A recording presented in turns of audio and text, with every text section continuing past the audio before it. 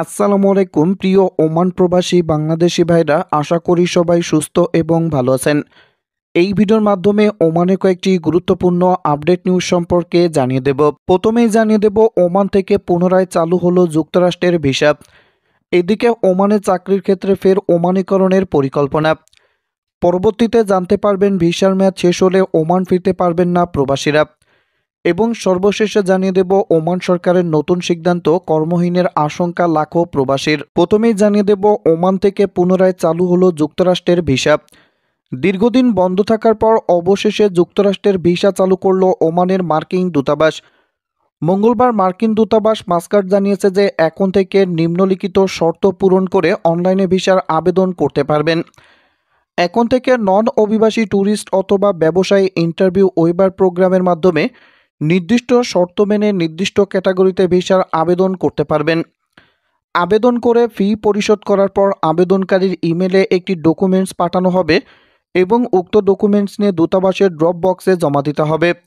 শুধুমাত্র সোমবার সকাল 8টা থেকে রাত 11টা পর্যন্ত ড্রপ বক্স খোলা থাকবে। এমনকি নির্দিষ্ট কিছু শর্ত এবং নিয়মনীতি মেনে ভিসার জন্য আবেদন করতে পারবেন যুক্তরাষ্ট্রের নাগরিকরা। এদিকে ওমানে চাকরির ক্ষেত্রে ফের ওমানীকরণের পরিকল্পনা। ওমানে চাকরির ক্ষেত্রে ওমানীকরণের বিষয়ে আলোচনা করছে দেশটির শ্রম মন্ত্রণালয়। গতকাল ওমানের সোহার বন্দরের কয়েকটি শিল্প স্থাপনা পরিদর্শন শেষে দেশটির শ্রম মন্ত্রণালয়ের উপসচিব বলেন, ওমানে বিভিন্ন ক্যাটাগরি চাকরির ক্ষেত্রে ওমানিদের অগ্রাধিকার দেওয়ার বিষয়ে নতুনভাবে পরিকল্পনা শুরু করেছে ওমান সরকার। শ্রম মন্ত্রণালয় অনলাইনে জারি করা একটি বিবৃতিতে এই তথ্য নিশ্চিত করা হয়েছে। গতকাল ওমানের উত্তর আল বাতিনা শিল্প অঞ্চল ও সোহার বন্দরের বেশ কিছু শিল্প স্থাপনা পরিদর্শন শেষে তিনি আরও বলেন, বেসরকারি খাতের প্রতিষ্ঠানগুলোর অংশীদারিত্ব ও সহযোগিতা জোরদার করার মাধ্যমে ওমানে বাণিজ্যিক কার্যক্রম আরও উন্নত করতে হবে। সেই সঙ্গে সকল চাকরিতে ওমানিদের অগ্রাধিকার দেওয়ার জন্য সকল ধরনের প্রচেষ্টা ও পরিকল্পনা হাতে নিয়েছে শ্রম মন্ত্রণালয়, এমন তথ্য জানান তিনি। এদিকে ভিসার মেয়াদ শেষ হলে ওমানে ফিরতে পারবেন না প্রবাসীরা।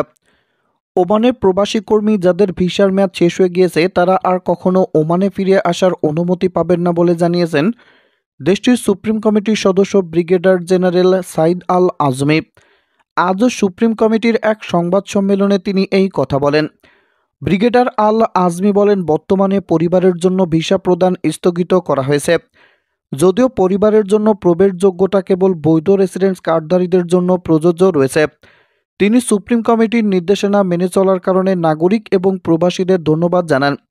তিনি আরও বলেন, দেশটিতে সুপ্রিম কমিটির নিষেধাজ্ঞা লঙ্ঘন করে যে সমস্ত প্রবাসী কর্মীরা অবস্থান করবেন বা যারা বর্তমানে শ্রমিক নীতির লঙ্ঘন করছেন তাদের বিরুদ্ধে ব্যবস্থা গ্রহণ করা হবে। এদিকে ওমান সরকারের নতুন সিদ্ধান্ত জারি, কর্মহীনের আশঙ্কায় লাখো প্রবাসী। ওমানের সরকারি প্রতিষ্ঠানে বিদেশিদের জায়গায় নিজেদের শ্রমিক রাখার প্রস্তাব করেছে দেশটির শ্রম মন্ত্রণালয়। এই সিদ্ধান্ত বাস্তবায়ন হলে বাংলাদেশ ও ভারতের লাখো প্রবাসী কর্মহীন হয়ে পড়ার আশঙ্কা করা হচ্ছে। বুধবার ওমানের বিনিয়োগ কর্তৃপক্ষ ও সরকারি প্রতিষ্ঠানের নির্বাহীদের নিয়ে শ্রম মন্ত্রণালয়ের বৈঠকে প্রবাসী শ্রমিকদের স্থলে স্থানীয়দের রাখার বিষয়ে বিস্তারিত আলোচনা করা হয়। একই সঙ্গে ওমানি জনশক্তিকে কাজে লাগানোর পাশাপাশি সুপারভাইজারি পদগুলোতে নিজেদের নেতৃত্ব প্রতিষ্ঠার প্রস্তাব করা হয়। ওমানের সরকারি বেসরকারি বিভিন্ন প্রতিষ্ঠানে কয়েক লাখ প্রবাসী কর্মরত রয়েছেন। এর মধ্যে বাংলাদেশের সংখ্যা 8 লাখেরও বেশি। নতুন প্রস্তাবনার বাস্তবায়ন হলে এই সব প্রবাসীদের চাকরি হারিয়ে দেশে ফিরতে হতে পারে বলেও মত বিশ্লেষকদের।